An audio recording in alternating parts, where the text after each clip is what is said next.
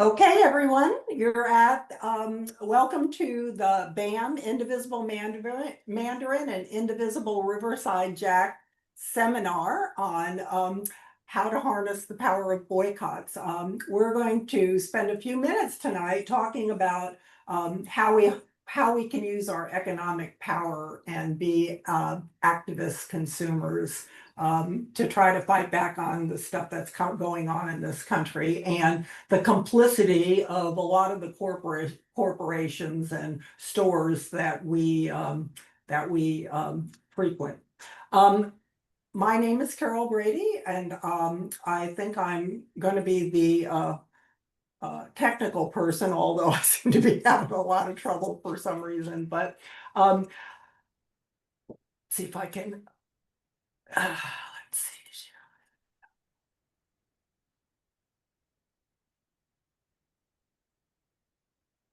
Now, let's see what I'm doing here. So everyone knows we are recording the meeting, and Professor Brantley has kindly offered her slides at the end for anyone who's interested. So don't feel that you need to photo them or take notes because those will be made available at the end. Okay, thanks, Nancy. Again, we're going to mute everybody. As Nancy said, the meeting is recorded. We'll post it on the BAM YouTube channel. And please enter your questions as Dr. Brantley presents in the chat box. We'll have plenty of time for questions and answers, and also hopefully some discussion about what we do with the information that she's going to provide us with. Before we get started, though, I think we need to take just a minute to celebrate what happened last weekend. Again, we had a wonderful collaborative effort at Beaches and Hodges Boulevard. More than 2,500 people turned out for the No Kings Wake Up rally. And again, want to give a shout out particularly to Ryan Feeney from Indivisible Mandarin, who did a great job herding us cats, and of course want to recognize all of the volunteers who helped out, particularly with security.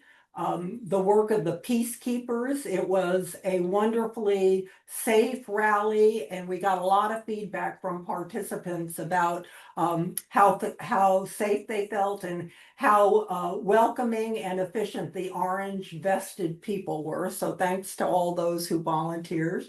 The participants were amazing. The signs were amazing, and on the whole, participants really abided by the norms that we laid out for the protest. And even though we had a few counter protesters and a few Trumpers, everybody had a good time and again felt very safe. Also want to give a shout out to the Jacksonville Sheriff Department, because we've seen, and especially with our governor and sheriff in Brevard County in particular, created a very hostile atmosphere. And I think our area law enforcement agencies really bent over backwards to try to say that they were going to be there, but respected everybody's First Amendment right. So I don't think you can ask for anything else more than that. Okay, I am going to stop sharing, I think.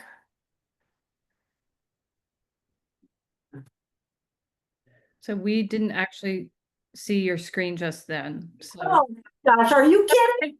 No. But yeah, can you see it now? No. Okay. Now, yes, now we can see it. Oh my gosh, I do not know what's happening with Zoom. I used to be the Zoom queen here. I love that quote. Peaceful, upbeat, smiling, laughing.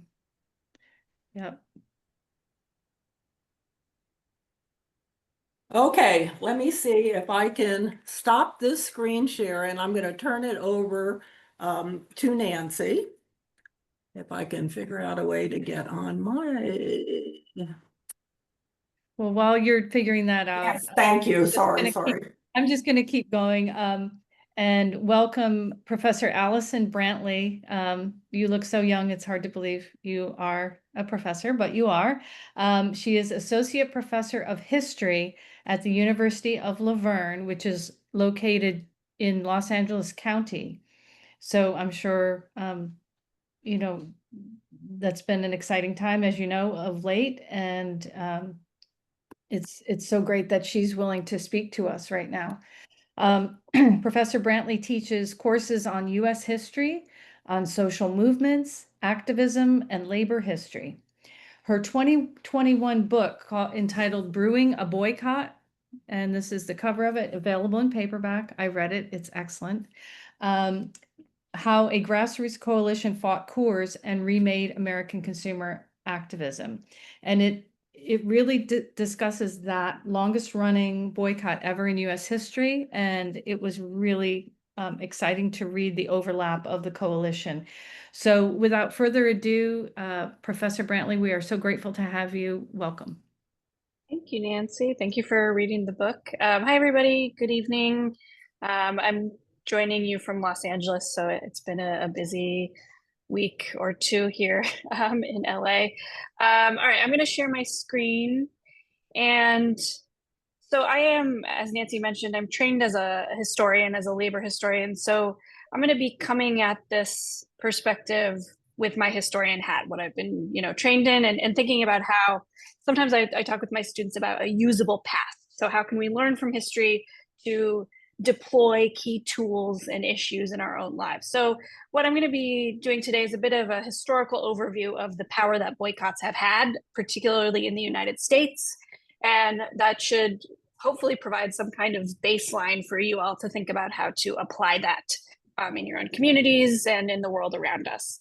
I guess before I start, can everyone see the slides? Okay, great. Yes. Right. Okay. So I will be talking today about the boycott. The boycott itself, I like to describe it as a remarkably malleable or flexible tool of collective non-consumption or social ostracism. One thing I always want to clarify when we talk about boycotts in history or using them in our activism, a boycott should never be conceived of as an individual thing, right? I gave this presentation to high school students, and one student was like, well, I'm boycotting my ex-best friend because we don't get along. And that's certainly one way to think about the tool. But what I want to say today is we should conceive of it as a collective tool of action, as something that is done together to pursue various modes of change or various objectives. So I'll explore it in brief today, going over some key successful boycotts that can provide some lessons about the power of boycotts. So boycott, again, to provide this definition, it's a collective form of non-consumption and or social ostracism. It has also been a remarkably successful and potent instrument of change, sometimes flawed, of course, as well as a key enforcement mechanism for civil and labor rights, as well as for democracy in the US and across the globe. It is important to emphasize that the boycott, though it has been frequently challenged and restricted by legal means, is a protected form of free speech in the United States. So for you all, if you want to deploy the boycott, you are well within your rights to do that under the First Amendment of the Constitution. I'll briefly mention how that right came to be protected, and I can answer some additional questions about it. One thing that's also important to note about boycotts and why I love studying them and why I got sucked into over a decade or 15 years now of studying one particular boycott is that boycotts are a form of activism that has a low cost of entry, right? It actually doesn't involve buying anything, and it involves refusing to buy something, withholding your consumer dollars. But you have to do more than just not buy something. Good boycotts require work and effective organizing and collective action. So to demonstrate these key principles of the boycott, I'll highlight some successful ones in history, some that you've probably heard of, maybe some that you haven't heard of. Right, before we begin, I want to talk a little bit about where the word boycott comes from. It's kind of a strange word. And though there's plenty of evidence of consumer actions like boycotts in history in ancient Rome, by plebeian associations. There's evidence that they exercised the boycott. And then the most famous boycott in US history probably is the 1773 Boston Tea Party, right? So we know that the boycott has been exercised in some way, shape, or form. But the word itself, and I always kind of like to tell the story, sort of interesting, dates to, or the peculiar name dates to 19th century Ireland. In September of 1880, tenant farmers began protesting at the estate of an English landholder who's depicted here on the left. His name was Charles Cunningham Boycott. It was his last name. They were upset with his practices in terms of landholding and engaging the labor of these local tenant farmers. And so the Irish farmers came together, and while they didn't have the power of wealth, they had the power of numbers. And so they ostracized Boycott and his family. They basically shunned him. And in this moment in history, there was a lot of press coverage of what happened. And what they did, they called it a boycott. And the word and the idea spread like fire across the UK and then across the Atlantic. So this new peculiar name for this practice, I argue, kind of ushered in a new era of consumer activism from the late 1800s, late 19th century to the present. And what we start to see is that the boycott becomes a really key tool for activists who came from generally marginalized groups: workers, the working class, women, African Americans, Mexican Americans, and colonial subjects have all used the boycott, this strange, peculiar practice named after an Englishman in the 1880s, to great effect. They've been very successful, and I think we can replicate that success in our own lives and in new contexts. Right, and of course on the right is the, of course now I forgot the year that this film was from, but the Stuart Granger, Kathleen Ryan, Captain Boycott film, which raises up the idea of these Irish tenant farmers coming together to boycott the man, Captain Boycott. So after 1880, boycotts flourished in England, in Ireland, and in particular in the United States. Many labor activists in the US were sort of frenzied in excitement when they learned of the boycott. They read about it in their newspapers and they wanted to try it themselves. So what lessons can we learn from the boycott as it develops from the 1880s onward? The first key lesson, the first key power of a boycott is that a boycott necessitates solidarity. Like I mentioned before, a boycott is not something somebody just does on their own. I mean, it can be that, but a successful boycott leverages solidarity, leverages community connections, and fuels those community connections. It comes from solidarity and it creates more solidarity. And labor boycotts of the late 19th century, what I call classic labor boycotts, in which the call to stop buying a product or patronizing a business is tied to a labor union's conflict with an employer. It's often tied to a strike. This is where we see the power of solidarity first in action. In the 1880s and onward, especially in New York, there were hundreds of boycotts reported in the pages of local press. In New York from 1884 to 1885 alone, there were 200 boycotts in the city. So working class people are using boycotts to challenge employers, usually to supplement a strike, and to extend their fight to their local community, to say, okay, well, you know, this bakery that we work at, we don't like what the employer is doing. For all of the people in our community, here's what you can do. You cannot buy the bread of this baker. And so the boycott becomes this really exciting way for people to think about solidarity. So the first power of the boycott is really the power of solidarity. It hinges on solidarity and it creates more solidarity. And these are often tied to strikes, as I mentioned. This particular form of boycotting, it's worth noting as sort of like a side story here, came under frequent attack from business leaders and politicians in the United States in this period. Many people labeled it un-American, undemocratic, and irrational. One politician argued that the boycott was a form of imported tyranny, sort of brought in by the undesirable Irish people. In 1908 and then in 1913, the Supreme Court ruled that boycotts were essentially in violation of antitrust laws. And so boycotts have also been under attack for a long time. So they're very powerful. And that power produces a lot of this backlash by conservative and business leaders in the United States. Now, even with these restraints, these particular legal restraints that continue into the 1940s and 1950s, activists have continued to turn to the labor boycott because it's flexible, because it has a low cost of entry, because it's powerful, and because it uses consumer values to advocate for democracy and equality. So this brings me to the second power of the boycott, a power that can be harnessed and an important power in historical terms in the United States. And that is the power of consumer citizenship. So boycotts can be a way to exercise citizenship where it is otherwise restricted. So the kind of boycott I'm going to talk about here are racial and ethnic justice boycotts. And one thing that historians have found is that, in particular for Black activists in the American South, if you cannot vote, if you have no way to exercise your political voice, you can use your money instead. You can withhold your consumer dollars from the local economy to demonstrate your consumer power, to demonstrate your citizenship, even when it is denied to you. So I like to describe the boycott also as a way of exercising citizenship in uncommon circumstances, okay? And I'm going to guess that most people here know two of the boycotts that I'll put on the slide here, but the first moment where we see this kind of racial boycott in the United States, where the boycott is used for advancing citizenship and advancing civil rights, is actually in the 1930s, starting in Washington, D.C., with campaigns led by the NAACP called Don't Buy Where You Can't Work. And this began in, I think, 1935 or so at a hamburger stand, actually, in Washington, D.C., where a number of Black employees were fired and white employees were hired in their place. The local community immediately started saying, well, don't buy where you can't work. If this hamburger stand is not going to hire us, we will boycott.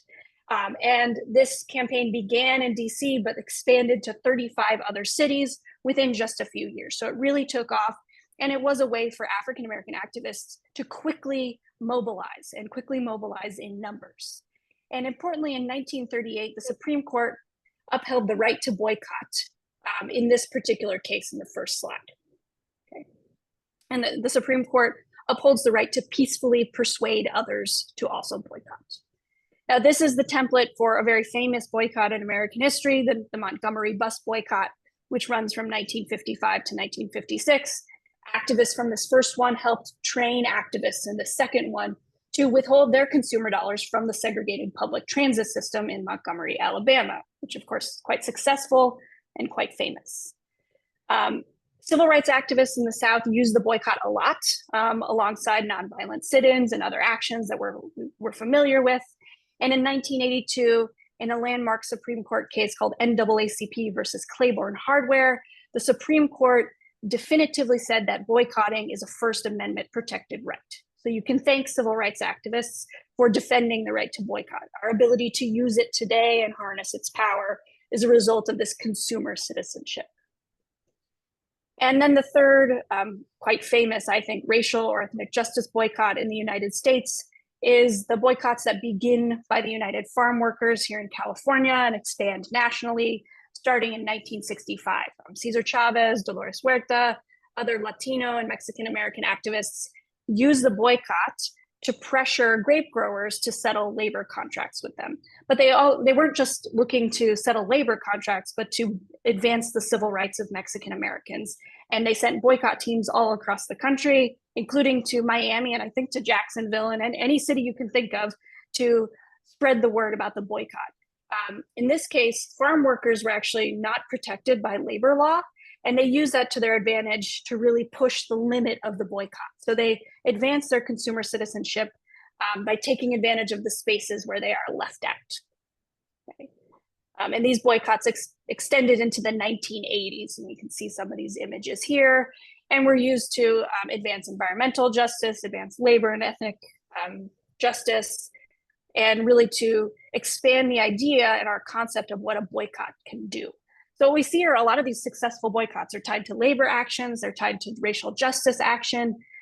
In general, I would say successful boycotts generally need to be coming out of movements that are active, that have a clear idea of what they want and how they're going to achieve that objective. So I'll come back to that, but I think that's one of the most important things about a boycott. You can't just say, I'm going to go boycott this thing, but not have like an objective in mind or even an endpoint. You want it to be organized with clear organizational goals, leaflets, action plans, that kind of thing. All of these are successful because they were well organized. Right. Boycotts also demonstrate and build off of the power of nonviolence and the power of global, diverse coalitions of activists.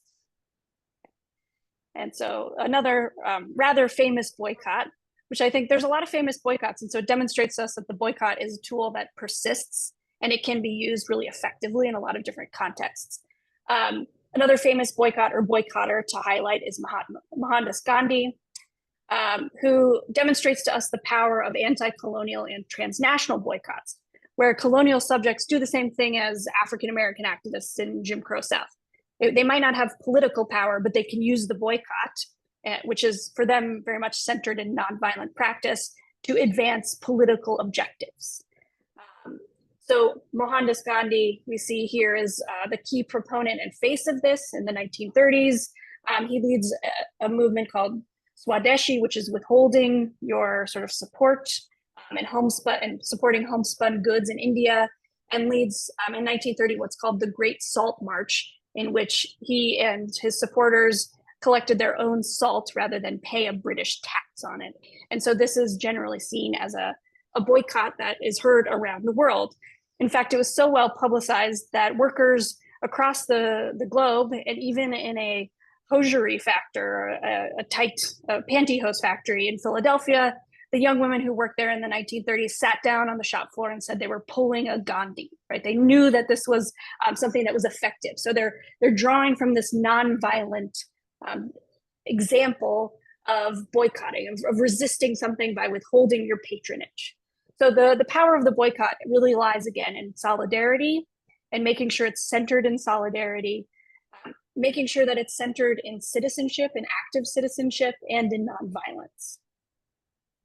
Additionally, boycotts can be really effective when they're built on broad coalitions, people who are coming at a boycott for maybe different reasons, but all agree on a key endpoint. And so another very famous and successful boycott, and one that I think has a lot of resonance today to global activists, is the transnational boycott in opposition to South African and other white-run African apartheid regimes.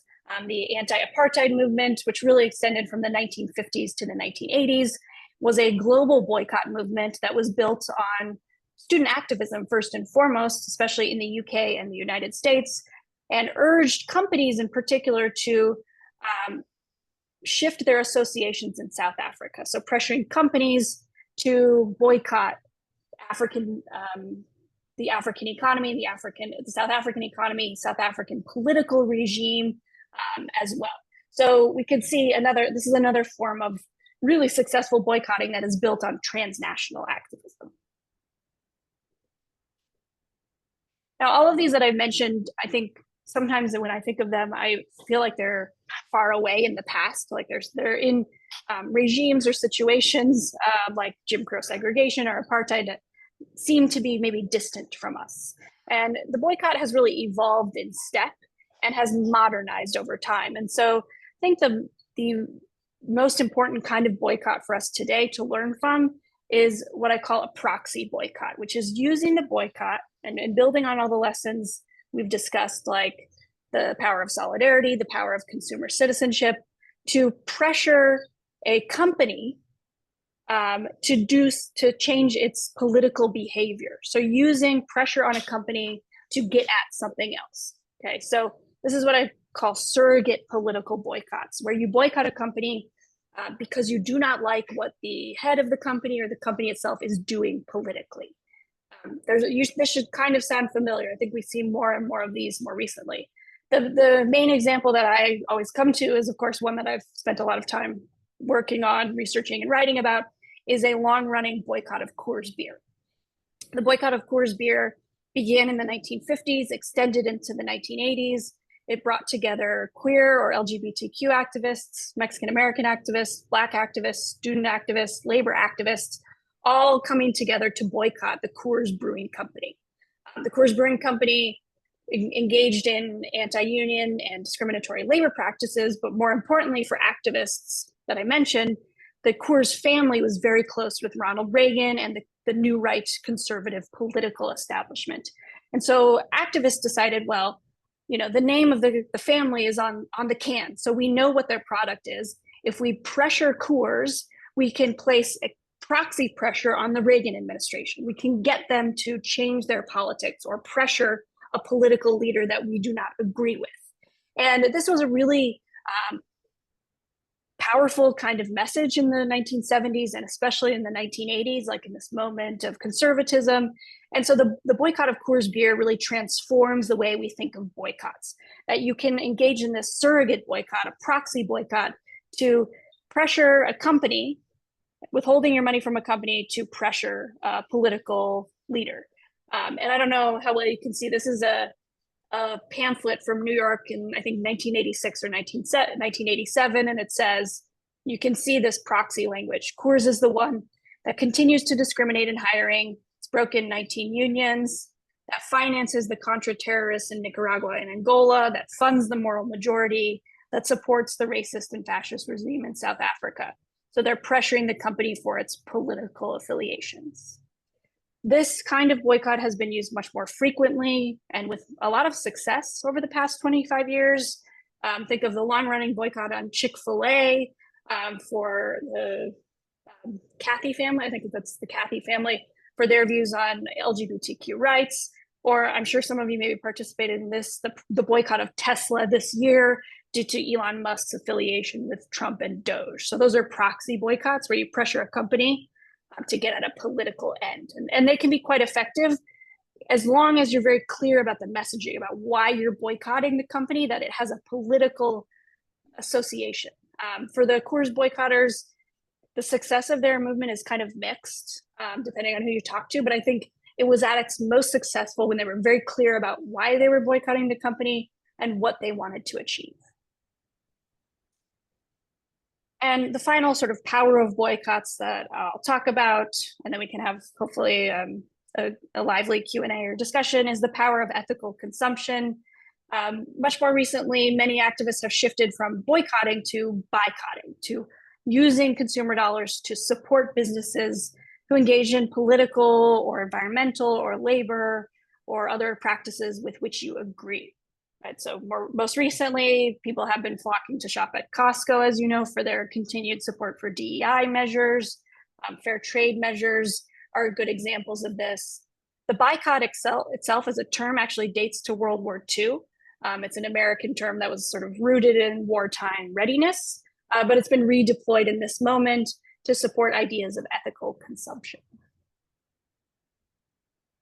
Okay, so I'm just going to talk a little bit about lessons and thoughts about where to go next.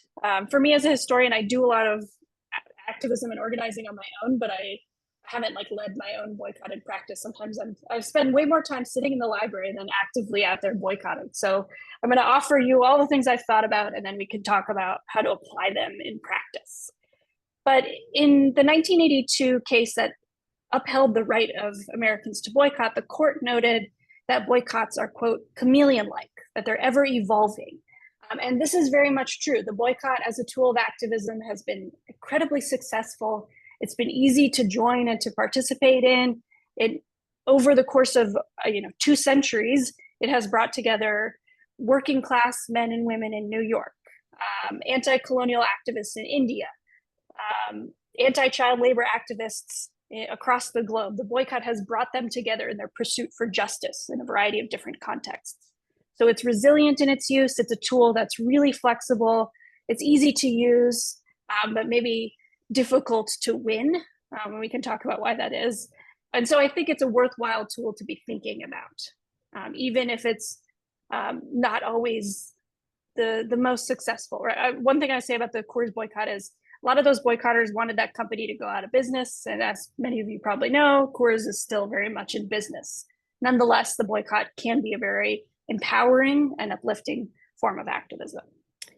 So all of these boycotts I've detailed were successful. There's a little asterisk there because measuring success for a boycott is sometimes hard, and there's multiple measures of success.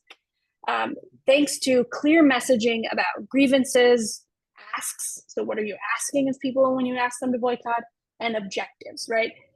A boycott will fade away if you're just calling on people to boycott sort of in a gut reaction. right? You need to have sort of something built up that clarifies why people should boycott, what their boycott is going to do, and when, importantly, it might be over. These boycotts are successful due to strong, collaborative, and diverse coalitions that bring together a lot of different groups and communities of people so they can expand the messaging, think creatively about how to move forward in the boycott. One thing that's really important with a lot of these boycotts is paying attention to workers as well as consumers. So with the Coors boycott, those boycotters were always in discussion with people working in the plant. So you want to be if you want to boycott, Amazon or Tesla, it's important to also be in solidarity with the workers and figure out the best way to clarify your objectives. And then, of course, I think all of these boycotts had a sense of joy and solidarity and creativity. They were fun boycotts. It wasn't about just sitting at home and not spending your money, but getting out there and marching like many of us did on Saturday and feeling connected to people, even in the act of withholding your consumer dollars. So I love the boycott. I think it's a really promising form of activism that, again, has like a low threshold of entry. It can do a lot of things. I love reading about all the new boycotts that pop up from time to time. And I look forward to discussing them more with all of you. Last thing I'll do, I don't like this, no one should feel obligated, but I'll just say, if you are interested in reading more about the Coors boycott, this is the book. It's available for sale anywhere, even Amazon, if you're using Amazon. The best place to buy it, and I know they have 30% off right now, is University of North Carolina Press. That's my publisher. And because my book came out during COVID, I have little book plate stickers that I sign and send to people if they've bought a copy. So it's like I'm signing the book. So if you buy a copy, if you want me to sign it, you can shoot me an email and tell me your mailing address, and I'll send you a sticker with these empowering fists crushing cans and a personalized note. So if you're interested, feel free to reach out. And that's it for me. I'm open to any questions or further discussion. Thank you so much, Professor Brantley. Maybe we can get back to our screen of faces. Yeah. Encourage people to come off of their hidden cameras. And I'm going to start with the question, or maybe a comment question. So it seems like when I read in your book about the coalition, and you mentioned it in your speech, it was students, it was women, it was African Americans, it was Latinos, it was the LGBTQI community, along with labor. But they strike me as having in common being somewhat targeted groups, or maybe less influential groups when you consider who the opposition side is. And I feel like we're in a very similar situation right now where we really need to promote this coalition, and it's some of the very same people. And I was really struck by how labor, my dad worked at Ford Motor Company and was in the union, and he would say, you vote Democrat right up and down the line, because that's who got us the union. And I'm just curious, your comment on where you think we're going with unions. Is there any hope? Because it feels like that was a kind of a critical piece, because unless you have some power, companies are less likely to necessarily bend to your will. Thank you. Yeah, I mean, that's a great question. I think right now we're in a moment where there's a lot of potential labor organizing. Here in Los Angeles, the labor movement is like thriving, especially in service and hospitality industries. And so if you think back, like last week when David Huerta was arrested, he's the president of SEIU. We can see some of these unions have an incredible amount of power right now, I think, because they're able to do what many of our elected officials won't do. They'll stand up and speak out about something. So, and they have the infrastructure really to lead a well-organized boycott. I guess I don't know. I feel like I had somewhere else I was going to go with this, but the thought escaped me. I do think that the challenge right now with unions is that it's very easy to organize, maybe like I think of Starbucks workers, right? Like easy to come together and try to get a union, really hard to get a union contract. Nonetheless, I think there's a lot of energy around labor organizing that can be harnessed in some way through coalitions. And in the case of the Coors boycott, what we see is like organizers really clearly saying, okay, all of us are attacked by the Reagan administration in some way.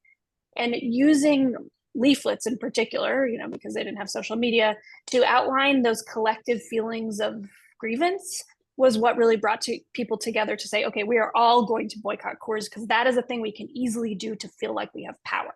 So in this moment where many of us feel like we do not have power, a clear boycott is one way to feel that empowerment, right? To feel that joy, to feel like you can do something.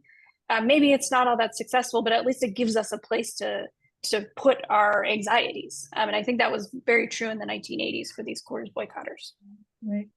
So Maceo, I see your hand up, and then we'll get Marla's question in the chat.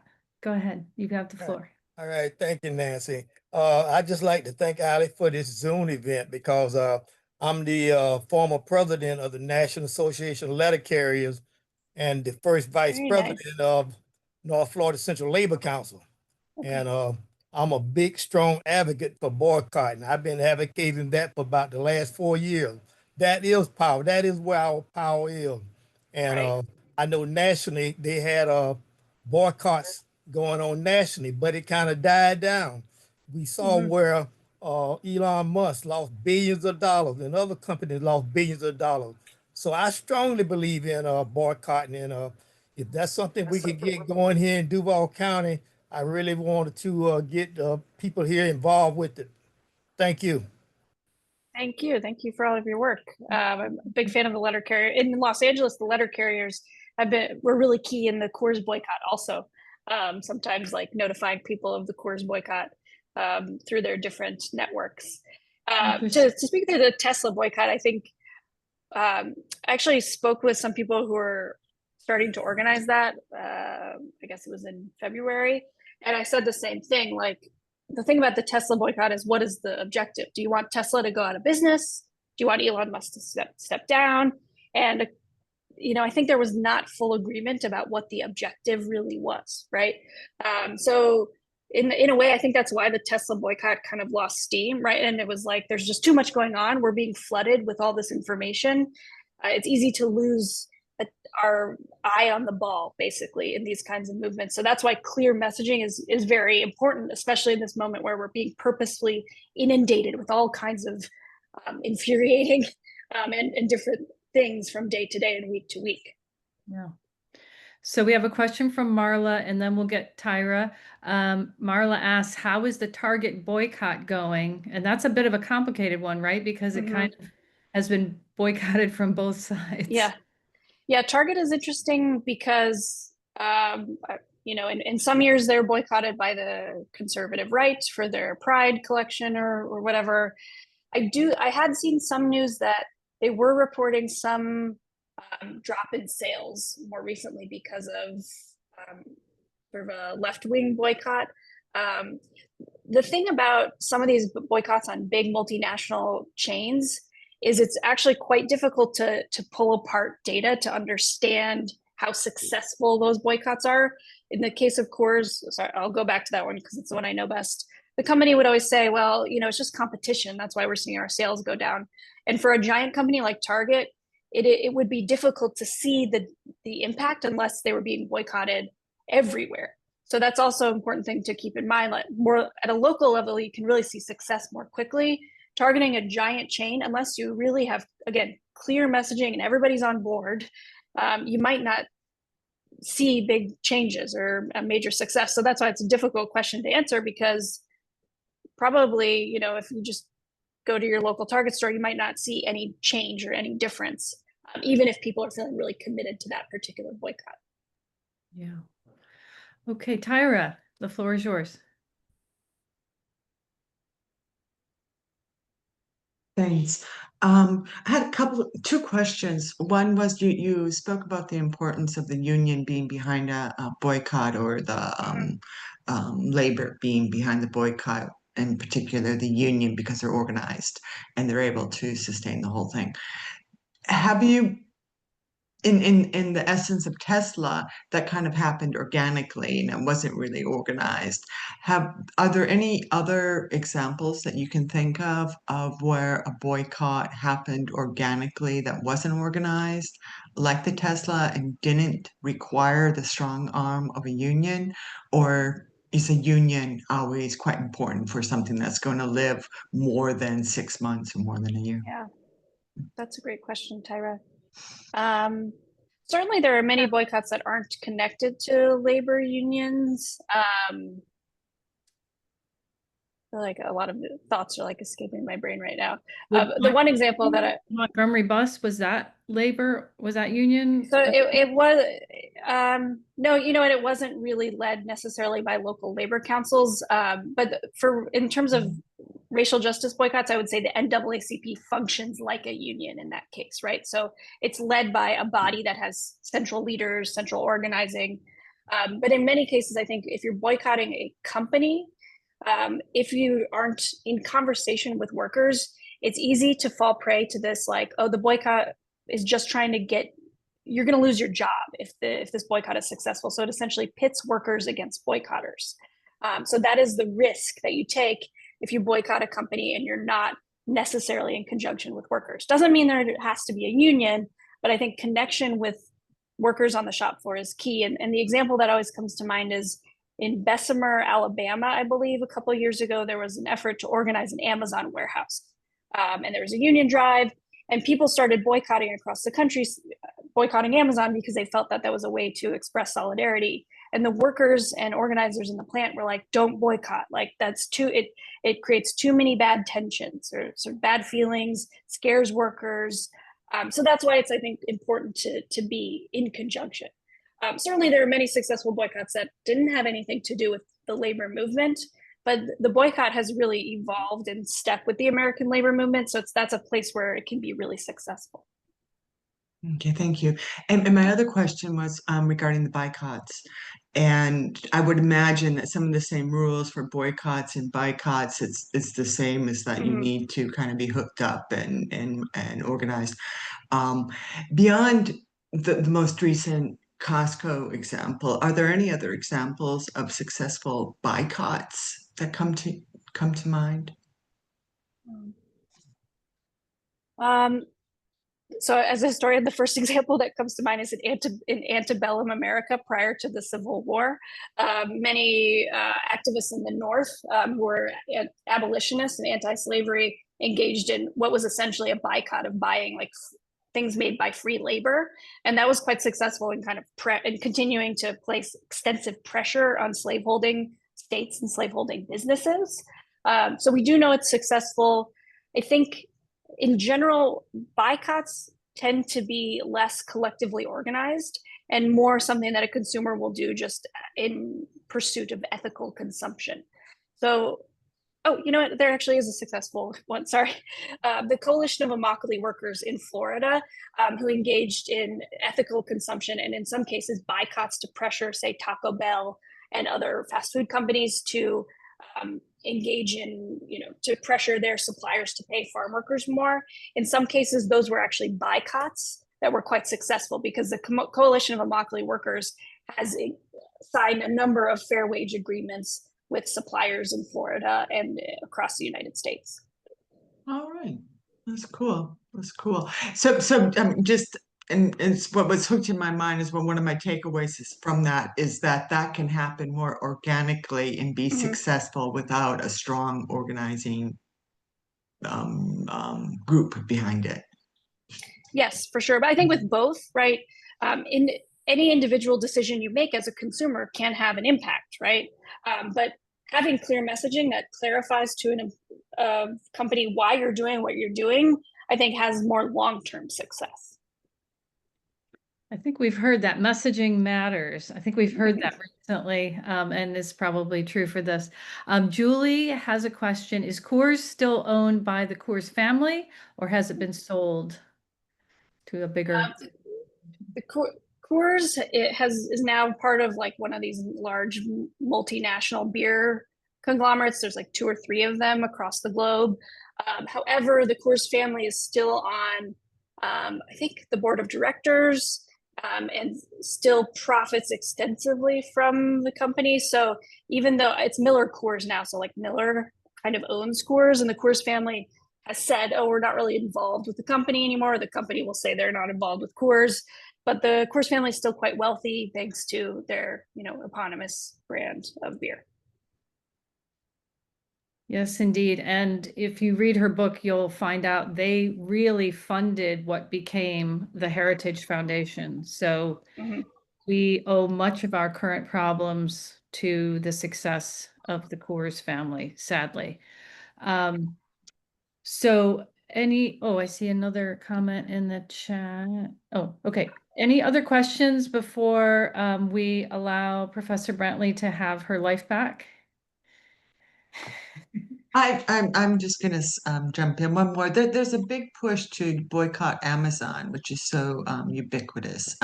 Do you have any comments regarding that effort?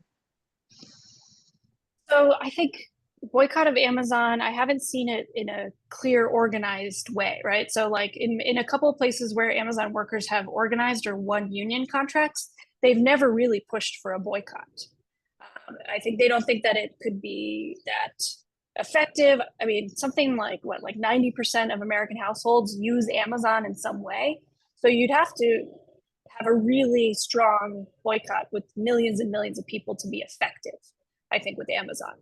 Personally, I try not to use Amazon. I know many other people who don't. But I haven't seen a clear campaign come out of any of those feelings of like, I think we all have a lot of feelings about Amazon. It's everywhere. I even have, an Alexa Dot in my office, right? So she hears me. So organizing a boycott would be hard when they're listening in. No, I think it could be successful, but that would take a lot of work. I'm going to comment on that when we talk about the app on your phone, Goods Unite Us, and we're going to look it up together and learn something. So, Ted, you have the floor. Yes, thank you. I was curious about a proposed boycott that I've been hearing about involving Publix. And it sounded similar to what you're saying about Coors, and I didn't think there was any connection between the two. But I'm wondering if Publix is in the process of coming into focus as a target for a boycott.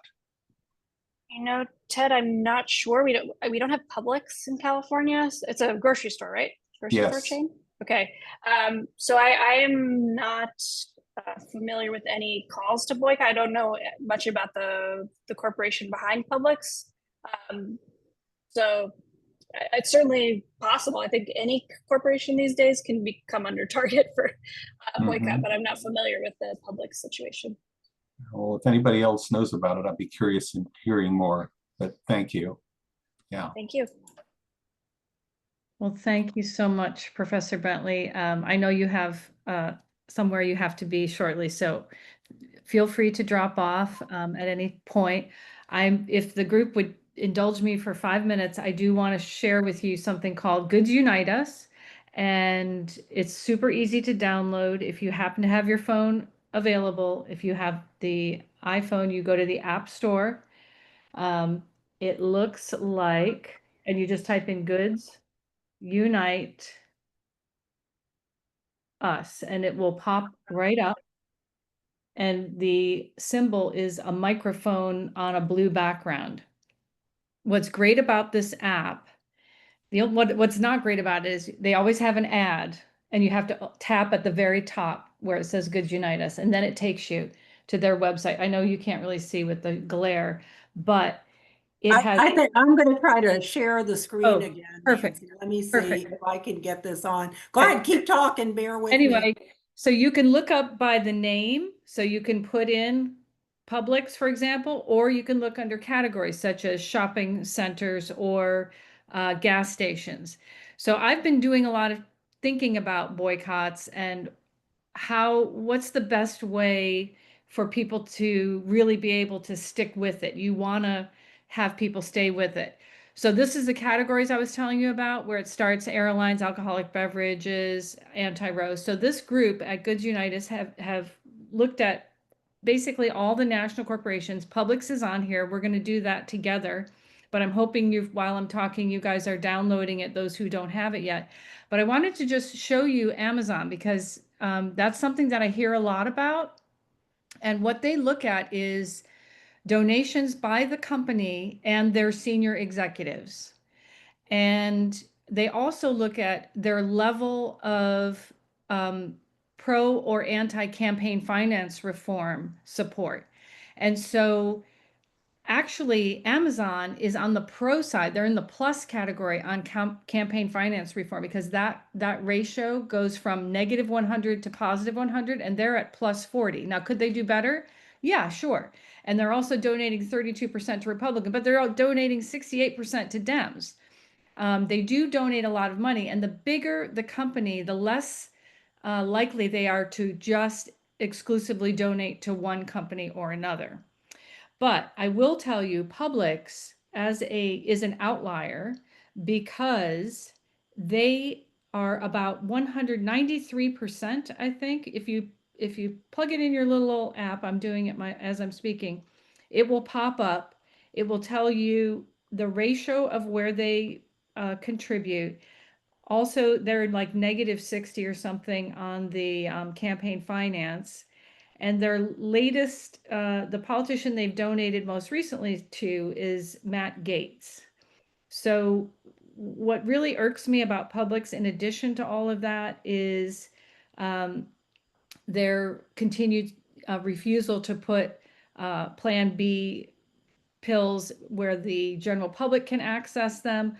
The whole fiasco of introducing the COVID vaccine only in Republican counties. Do you remember driving into St. Johns County? I remember to be able to get, you know, my COVID shot. So I just pulled it up. It's 86% Republican, 14% Democrat, Publix supermarket. You know, when you compare it to other stores, they're just not as bad as Publix. So anyway, you can advance the slide. Carol, I don't know what's after this. Probably nothing. Oh, Let me back. So people, besides downloading it on your phone, so you can look at thegoodsunited.com, their website here has a lot of information about how companies invest their money and who they support. It's a great place on the website in addition to using the tools. But one of the things besides the app that we wanted to share is that this is a growing field of politically conscious consumerism. There's a number of different apps in addition to Good Unite Us. They work all together. One is My Money, My Choice, where you shop blue. And that's getting to, I think, what Tyra mentioned about where should you be buying things as opposed to where you should be boycotting. And then there's two investment sites, Index Align, that looks at companies and portfolios, helps you analyze your portfolio, your retirement savings, to see where your investments are going and if in fact you're supporting politically progressive companies. And then the other one is DemZ, which is actually a large cap fund. Anyway, it was just interesting to look at, and certainly would encourage you to take a look at that. Did you have anything else you wanted to say, Nancy, or anybody No. else? Nope. Okay. We just want to call to your attention a couple of things that are coming up. We have a SWIFT call, which is the statewide Indivisible. All the Indivisibles in Florida get together once a month. I would encourage people to come because maybe someday we can talk about boycotts and organizing all the Indivisibles in Florida to go after a set of companies or really do some kind of organized, concerted effort. So that's Tuesday, June 24th at 5:30. The QR codes will help you register. Tuesday, July 1st, there's a rally in front of the school board office. Enough is enough. I'm sure everybody is watching what's happening with the legislature and in our own school system. So the public school defenders are holding a rally July 1st from 5:30 to 6 o'clock, which I believe is right before the school board meeting. And then finally, we have all of the Indivisibles in Northeast Florida have entered into a project with Anna Escamani's group, People Power for Florida, and to try to do voter registration. So there's going to be an in-person voter registration training on July 12th, 1 to 3 p.m. at the IBEW Hall. What working with People Power in Florida allows us to do is that we come under their third-party voter registration organization. You know, there are hefty fines, a lot of rules now to comply with. So it's really been kind of a chill factor for organizations like us to do voter registration. So they're going to support us, and they're also going to give us cover, which is really important.